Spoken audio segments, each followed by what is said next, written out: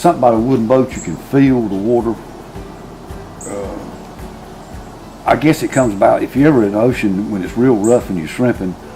When you go over a pretty good sized wave, the boat will tremble because of the strain, and it's just something you never forget. It struggles, you know, until the sea breaks over, then you can find it's got a relief to it. But it's like it's alive.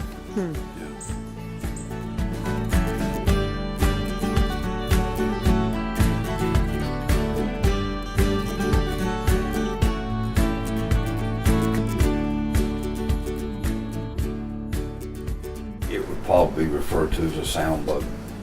What attracted me to it was the artistic value of it. In Varnamtown, there was a boat down there named the Margie. It was very similar to this size, maybe a little narrow.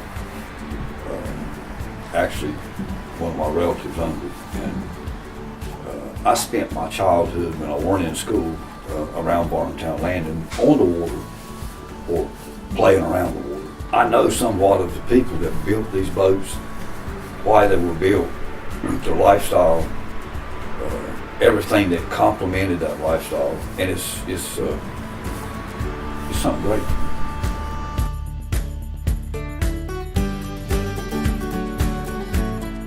In those days, they were built very practical. One reason most of them that built them didn't have any money. The fishermen. When you have gone through the process of building one, you can look at one of the older ones, say 50 years old, and you can see where they cut corners because of not having money. And I understand that, and that's one thing that attracts me to the boat. These type boats are very personal. It's a lot of the owners build them themselves. The purpose, like the cabin, like on this one, very seldom do they have an overnight trip. If they did, the boat would be comfortable for a couple, 3 days, and after that it got kind of tough. But there wasn't any long trips, not like having done. There was no air conditioning. If they had any water, it was in a can. You know, it was just a day trip. One of the unique features in a round stern, whereas is right here, actually with a round stern boat, I call it not attached to the rest of the boat.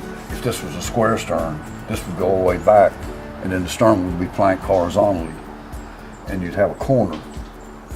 But a lot of the Harkins Island guys, I found out, go on the inside and they'd run at least a 4x4 or 6x6 from here back into the stern. That was to keep the stern on the boat because it's a weak point.